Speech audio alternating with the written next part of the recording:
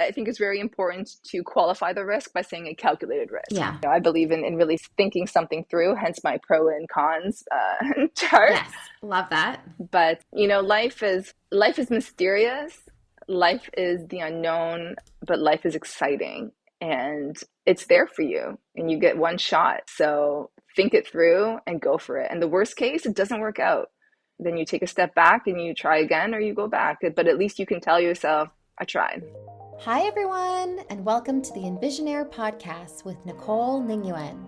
This is a podcast where we explore everyday topics, share our experiences, and help turn life's challenges into life's opportunities. Let's get ready to envision living our best lives.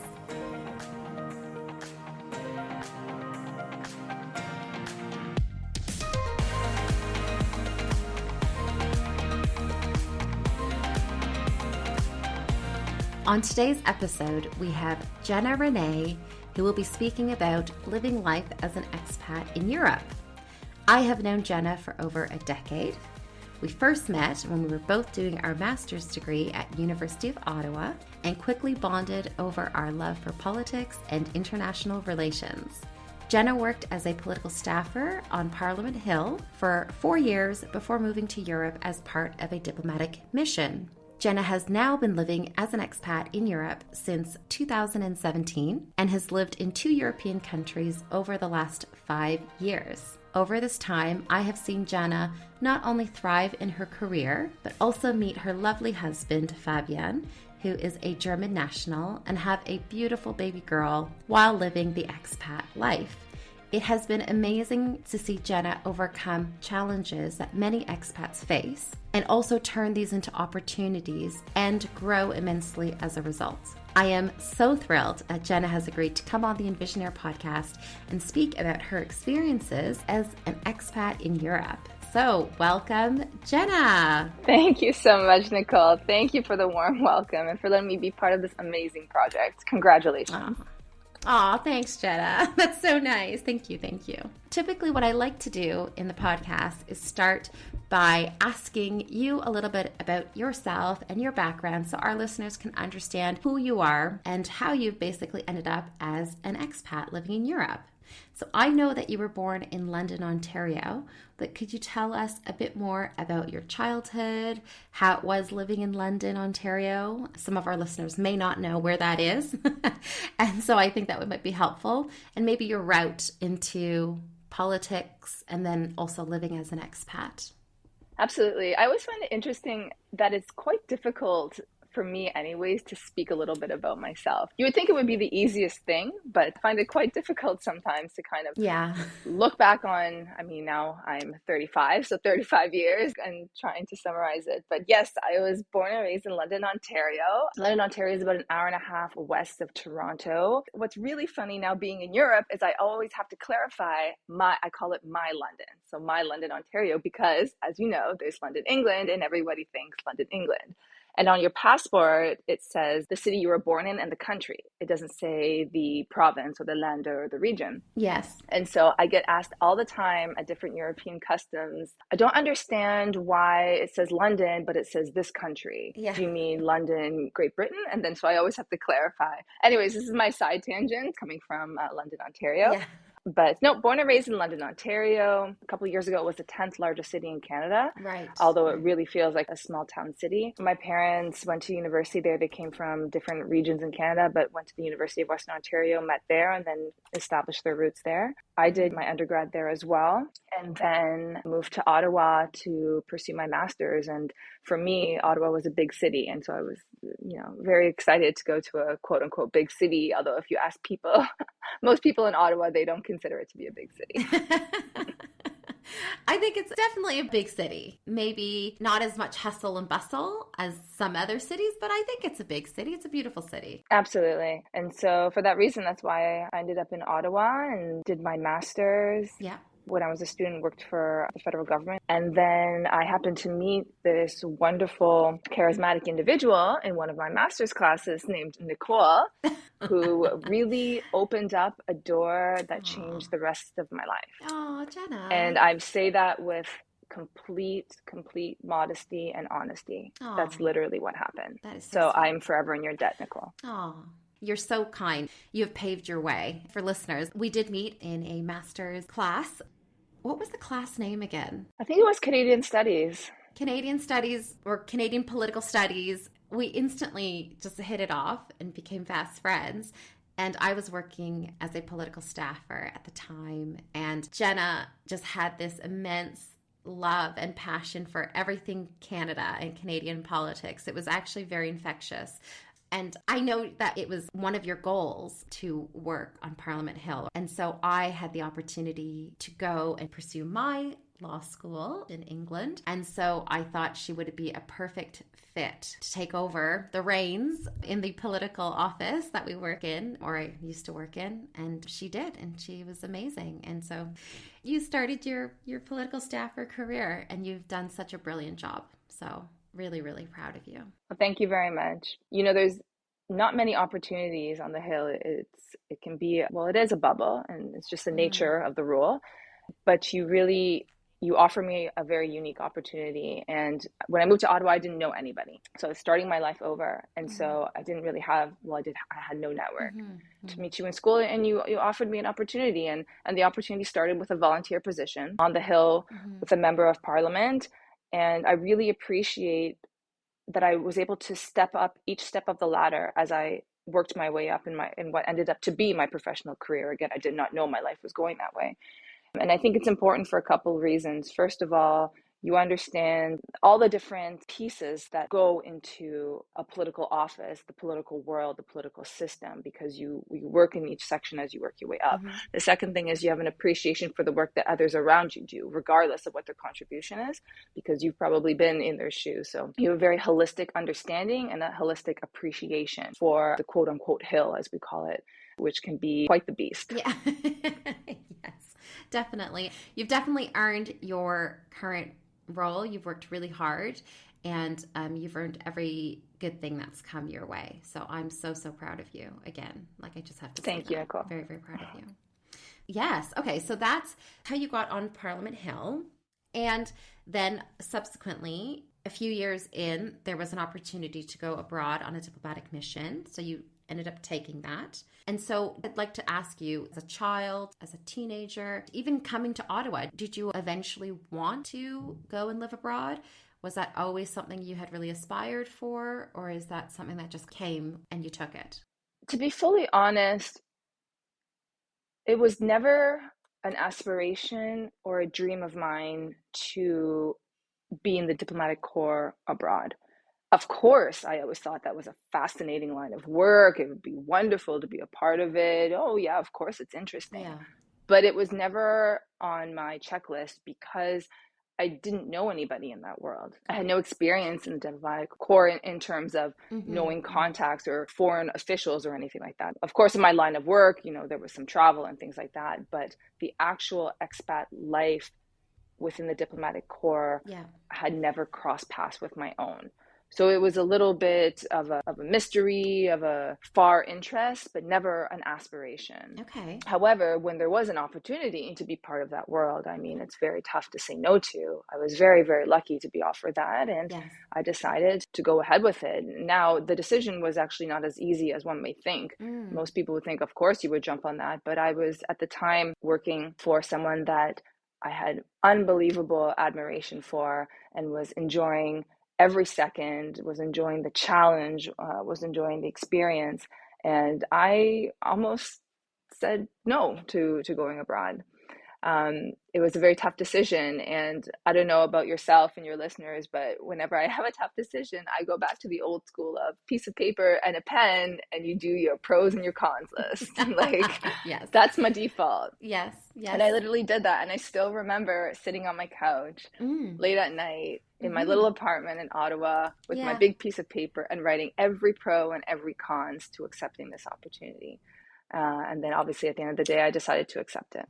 Okay, so, well, that was one of the questions I wanted to ask you. Reflecting back, could you share one or two concerns or worries that you had that you can remember? And how did you appease that thought despite these worries and concerns? Well, a couple concerns I had were professional. Again, I really enjoyed the position that I had in Ottawa, and I was going into a position where I had no idea what the work culture was like. I had no idea what the work processes were like, the structures.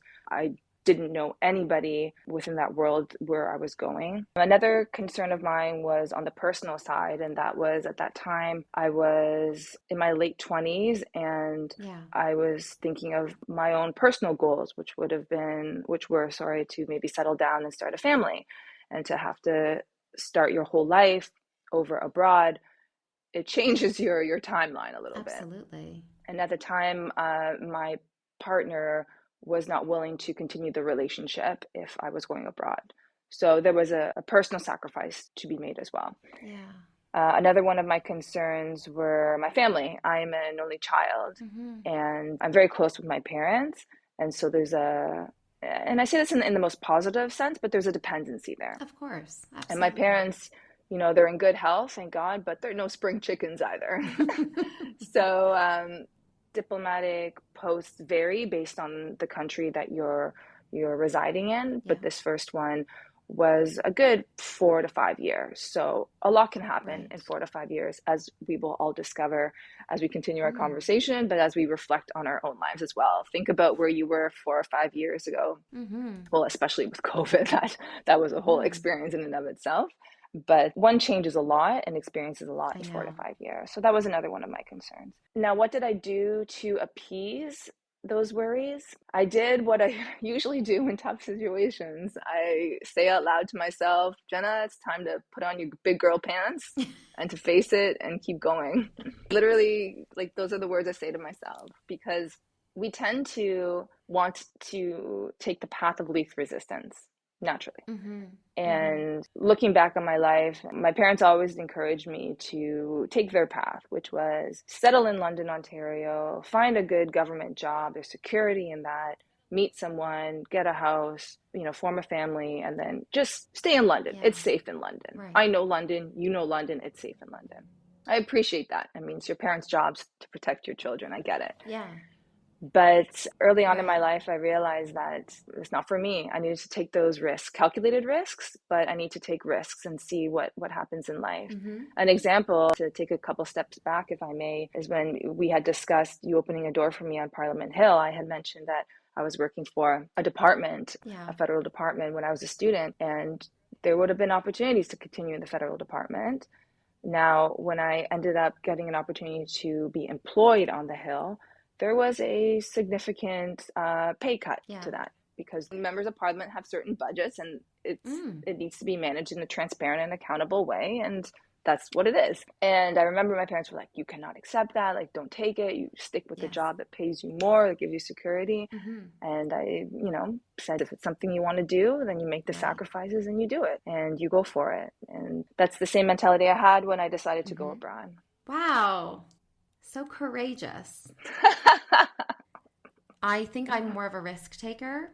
My default is actually to be more of a risk taker. So the idea of having stability, I'm sure I do appreciate it. And probably subconsciously there is this element of, I do like stability, but I also really do enjoy taking those risks and pushing the boundaries of what we're expected or we think we should do. I really enjoy that. Absolutely. Absolutely. I think that's very interesting about this idea of really just embracing whatever comes your way, because you'll be able to deal with it. But I think it's very important to qualify the risk by saying a calculated risk. Yeah. I believe in really thinking something through, hence my pro and cons chart. Yes. Love that. But, life is mysterious. Life is the unknown, but life is exciting. And it's there for you and you get one shot. So think it through and go for it. And the worst case, it doesn't work out. Then you take a step back and you try again, or you go back. But at least you can tell yourself, I tried. Love that. That is perfect. Great advice. Great advice. Well, I think we can certainly move into the second segment of the podcast, which is actually understanding some of the challenges and the opportunities that you have faced as an expat in Europe over the last 5 years. And again, I appreciate your journey to living as an expat was work, and in some ways a slightly easier transition than someone just be backpacking and then deciding to stay and live as an expat. But I imagine there were some challenges that you faced when you moved to Europe. Can you share some of these with our listeners?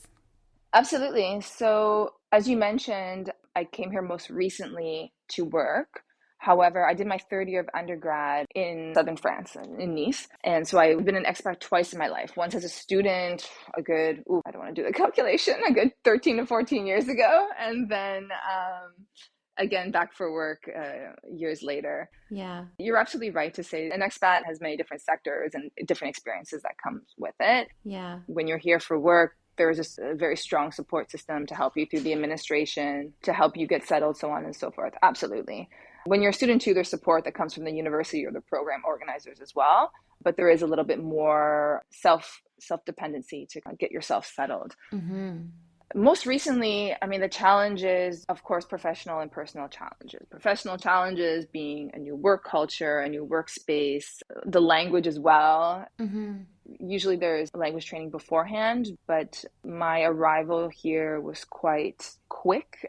Yeah. It was quite expeditious. And so my language training was done on site. So there was quite a big language barrier at the beginning.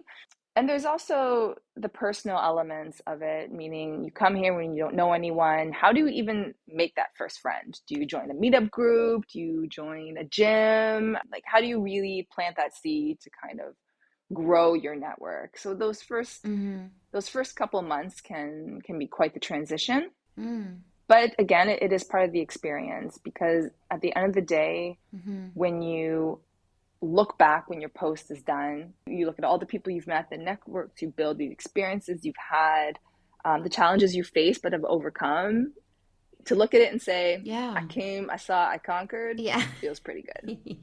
Yes, definitely. Well, and so how did you mentioned this idea of making friends, and I know you're a very sociable person, as am I. And so I get a lot from, the people that I surround myself with and my network of friends and so on. And I know work was, I'm sure, super demanding at the time, but did you just kind of immerse yourself in work, for the first few months? And then once you settled into the routine, you were able to kind of look around you and start trying to purposefully meet new people? Or were you already trying to do that from like the get-go? I was trying to do that from the get-go because I just got lonely really quickly. And I remember my first couple of weeks, I was working quite a bit. Yes, there was a lot of work, but also because, and this is another obstacle, a professional obstacle, is like you don't have a system yet when you first start in a new position, in a new role. And so when you're putting together a certain project, little things as having a stapler beside you don't have a stapler. So you have to walk around 10 minutes trying to find a stapler, like those little processes or those little things that need to get established in order for you to be quite efficient at what you do. So I was working quite a bit, and then I was going home, and the first couple of nights I remember just talking to friends and family back in Canada or watching Netflix. And I told myself, I'm in an amazing city. Like, I want to go out there and meet people, and I want to make some friends, and I want to see what it's like to live through the eyes of the locals. And so then at that point, I joined some meetup groups. I would go to receptions and try to speak to people that were roughly my age and say, let's go grab a coffee, let's go grab a beer, let's go grab a glass of wine. It's a lot of work because you're the one that has to follow up. You're the one that has to initiate. Yeah. You're the one that has to, there was so much small talk, Nicole. So many icebreaker conversations. And, I'm not a huge fan of that, but you have to start from somewhere. So, yes.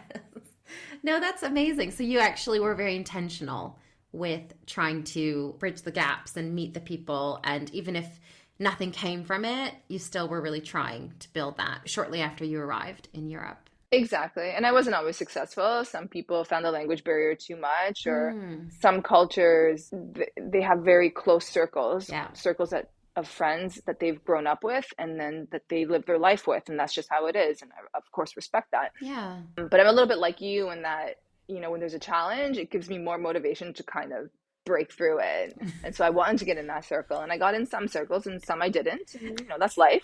Sometimes you succeed and sometimes you fail. And I failed sometimes, but it was fun trying. I love the pursuit to like break through friend Yeah, groups. yeah, I that was love my that. main It's amazing. determination.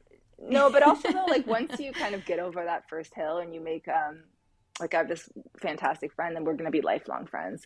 I met her at a reception and then we grabbed a coffee and then we Mm, grabbed a beer and then she invited me to her birthday party and then I met someone there and then I started hanging out with her friend and then I met another friend through her friend. So it was like the amazing. mushroom image and that's kind of how you do it. Yeah, it's interesting because in London, So sorry, Nicole, your London or my London? good one. London, England, good one. I like that, Jenna. So in London, England, despite the fact that English is the language that everyone generally speaks, there is still an element of friendship groups stemming back to school.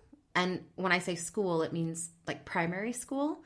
And a lot of people tend to keep those friendship groups very, very strong and very, I would say, very tight knit.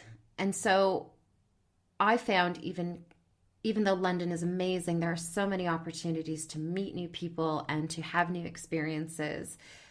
I would say that there are probably similar barriers in the sense that people have very tight-knit friendship groups and are, I think, very protective of those. And I think as an expat, even in a country where you do speak the same language, it can still be challenging. In any event, I had a somewhat similar experience, but I think being that sort of North American person, you just kind of are like, hi, do you want to hang out? Do you want to meet up? Do you want to come over for dinner? And there's just this element naturally of almost breaking down those barriers, not intentionally, but just by being who you are in a way, which is a little bit more overtly chatty. But at least I am. So No, for sure. It's definitely a culture clash. Mm, Like it's definitely a culture clash between North American and some European countries. Absolutely. But that's also the interesting part of being abroad. That's a reason why you want to go abroad is to experience what so it's like to live in the interesting. shoes of someone else.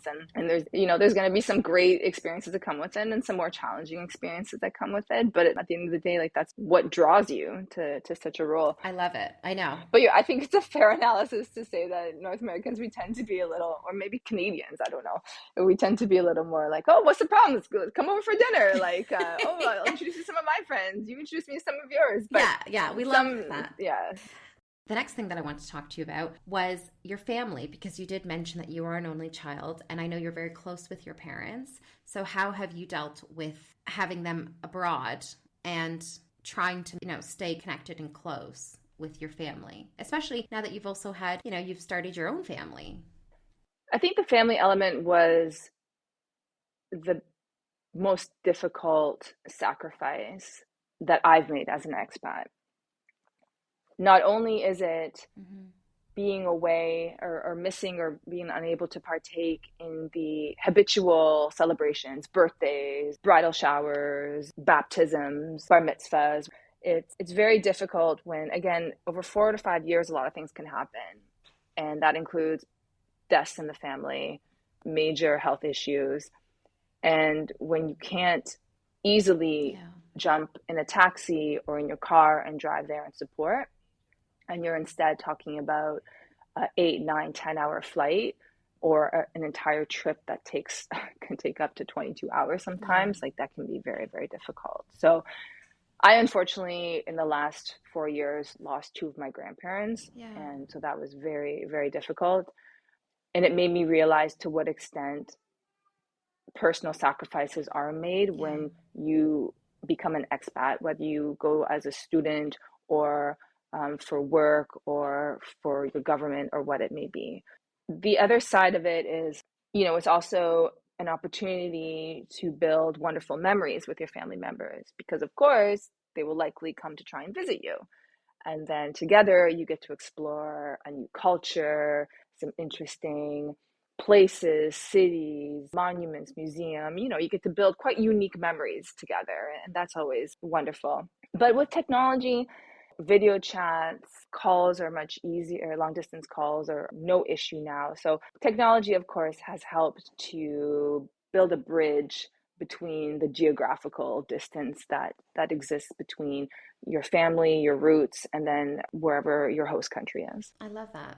I like how you explain that. I don't really think there is necessarily overcoming that specific challenge of not having your family close by, but how you have explained it is that you tend to look forward to the opportunities when your family can come and visit and you guys can share that sort of exploration novelty that comes with being an expat living abroad. So you can share those experiences together with your family when that happens. Absolutely. I mean, Is I go that, back to my pros and yeah. cons list. There's cons and then there's pros to the sacrifice Yeah. that comes with the geographical distance. Yeah, absolutely. One of the last challenges I wanted to speak to you about, which I'm not sure whether or not you did find this to be a challenge, but administrative and institutional issues. Did you have any when you Yes, moved? yes, yes, yes, yes. It's a universal challenge. You experience that everywhere. You can't run from it. Yeah. Absolutely. Some administrational burdens are incredibly heavy for reasons I still don't understand. Oh, but it goes back to what I was saying earlier in terms of maybe the label of expat, if I can put it that way. As a Mm, student, there was support from the university and the program managers. And there was even more support when I came here for work. So, but no, absolutely. I mean, there's visas, there's passport renewals, there is a considerable amount of administrative burden. However, that's to be expected. And so if you are thinking about becoming an expat yeah. or if you want to take an opportunity abroad and Yeah. therefore becoming an expat, yes, there'll be paperwork, but millions of people got through it before you, so you'll get through it too. Yeah, exactly. Exactly. I also found that speaking to local friends who had already dealt with that. So, for example, finding a doctor, finding a dentist, these sorts of basic aspects that you just don't know where to even start. You don't know where to go, what forms to fill out, just asking your friends who are local. That for me has been super helpful. So, No, you're absolutely right. I remember in order to open a bank mm, account at the time, I'm sure this has changed, I needed a phone number, but in order to get a cell phone, I needed a bank account. So I was like, help me square this circle. I don't understand. So I'm sure, I mean, we figured it out, but like there was ways to get through it. Actually, just as you had mentioned, just gave the cell number of a friend until I had my cell number, something like that. But it was just kind of these little things where it's just like quite the path to try and navigate. yes. But again, in terms of finding a doctor and dentist, yes, it can be. I remember, well, luckily I didn't really need one too much when I was a student, but there was some challenging times to try and locate one. Now, in Europe in particular, there's apps that are very, very common and very easy to use and that are translated in I don't even know how many languages. So it's those types of challenges are surmountable quite quickly now. I agree. And sometimes it's almost just about being creative with how you deal with it rather than seeing it just purely as an obstacle. It's also about trying to find a creative solution. Exactly like you said, oh, I need a cell phone in order to get a bank account. Can I give a number of a friend who I trust and I've come to know? Yes. Okay, great. Creative solution sorted, So, Exactly. And I will say what really was super useful in terms of like these general everyday questions. For example, where I am now, you can't, if you want to use public transportation, you can't just go on the bus, for example, and give money. You have to get tickets, but you can't get tickets on the bus. So you have to figure out where you can get tickets from, like those types of questions. And even more complicated administrative questions. There's all these expat Facebook pages, and they're not just like, oh, expat living in X country, Y country, Z country. It's very like, I live in this neighborhood in this country. Like they're quite localized. wow. And people are very Wow. honest. I mean, you have to filter through not the best information that's being published. There's some very honest comments and great direction on various Facebook pages. So I would strongly recommend that as a good source of everyday information. That's a very good tip. That's amazing. Well, the last question I had for you was, do you have any advice for people considering making the move and living abroad as an expat? Yes, the advice I would offer would be to do your pros and your cons list and really think it through what it would give you professionally, personally, Mm-hmm. how it would challenge you, and what do you think you would get from overcoming those challenges? Mm-hmm. And then if you decide to take that calculated risk, to do it, to be aware that there will be Mm-hmm. challenges, that there will be difficult times, that you may think I shouldn't have done this, but to always keep in mind and to stay conscious that you'll get through it because so many people before you have, and you will Mm-hmm. thrive. It's the world is your oyster, and it's an amazing place. I've had the great honor to travel to over, I think I'm at 40 countries now from Wow. all continents. And each one is unique and fascinating and interesting in its own way. And it makes you realize how vast this world is. Mm-hmm. And with that, how on a very personal level, how minimal some of your problems really are. And it helps you reevaluate a lot of your personal dynamics. Mm-hmm. And so if it's something that you're interested in and it's something that you think your life can accommodate, take the time and really think it through and try it. Because worst case, you go home after. Yeah. Yes, exactly. That's actually not even a worst case. That's like just okay, go home now. Yeah, Time that's to true. There we go. Time to go home. I love that. Thank you so much, Jenna. That's great. Great advice. Great advice.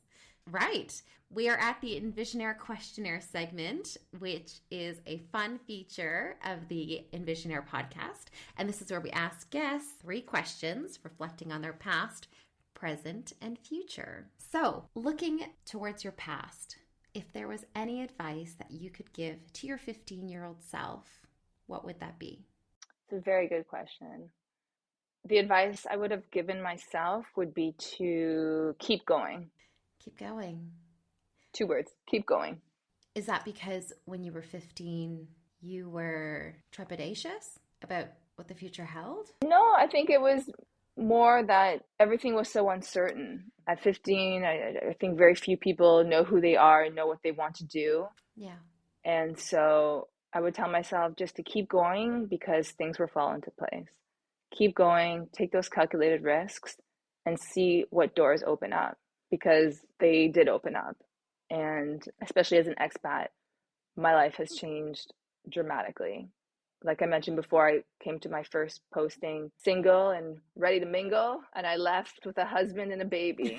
So take those calculated risks, keep going because things will fall into place. Yeah. And you never know where you'll end up, right? Never. But it all works out. Exactly. Yeah. Okay. Second question, reflecting on the present. If you could seek advice from anyone in the world, who would it be and why? Oh, another very good question. I think I would seek advice from a woman, as a woman myself, who has breached many barriers, overcome many barriers, notably in the political world, who has overcome many barriers in order to really deliver on their goals and objectives. And I say that because as a woman, I've experienced a lot of stereotypical challenges. And it's particularly frustrating me because we're in 2022. And I don't know, first of all, it was never justifiable years ago and is certainly not justifiable now. Yeah. And so I would like to seek their advice on specific experiences that they've had and how they've overcome that in order to be the success that they are today. Yeah. Is there a particular role model that you in within this sphere? I can think of a few off the top of my head, but I don't know if there's anyone in particular that you really admire. I give credit to any politician that has the courage to put their name on a ballot Mm. and those that have successfully navigated the political world because of their genuine transparency and good intentions. Those are the ones that I would seek advice from. Yeah. Yeah, I love that. Well, final question, future looking. What's one goal that you think that you would like to achieve in the next 5 years? Well, I have many professional goals, but my most recent personal goal is to learn how to drive a standard car. Because in Europe, everybody drives standards, and I can't drive a standard, and we own a standard, and I Yes, can't yes, drive it. And in North America, it's not common to drive a standard car. I'm sorry, it's not like yeah. a major goal, but it's one that impacts my life every day. So I really want to learn how to drive a standard car. Amazing. Amazing. Are you taking lessons? From my partner, yes. Okay. But his, How's that go? Because it's not going well because he doesn't take me to a parking lot. Like, I don't know what it was like when you first learned how to drive when you were 16, but my mom took me to a parking lot, a very safe, open space. He just brings me on the road and says, go. He's from the school of hard knocks. Well, but you know what? I mean, look, it's like, what is it, like sink or swim? Yeah, sink or swim. He's just cannonballing it right in the pool. No, that's good. Well, you know what? I am excited to come visit you, and hopefully you will be driving your stick car by then, and I'll be very excited to join you in your car. Absolutely. Now I have a timeline on my goal. Thank you, Nicole. Yes. Okay, well, thank you so much again, Jenna, for everything, taking the time to speak to us today. I think that you will definitely inspire someone to take that plunge if they've been thinking about it. And I think your advice is really, really sound, and you are living the expat life. Well, thank you again for the invitation, Nicole, and congratulations on this amazing podcast. And thanks, Jenna. I listened to your other episodes, and they were inspiring. So thank you. Oh, thank you, Jenna. Lots of love, and I will speak to you soon. Thanks, everyone, for listening to the Envisionaire podcast. You are now officially an Envisionaire, so welcome to the club. Make sure that you like and subscribe to this podcast so that you stay up to date on all of our new episodes. And remember, every day offers us a new opportunity to start envisioning and living our best lives.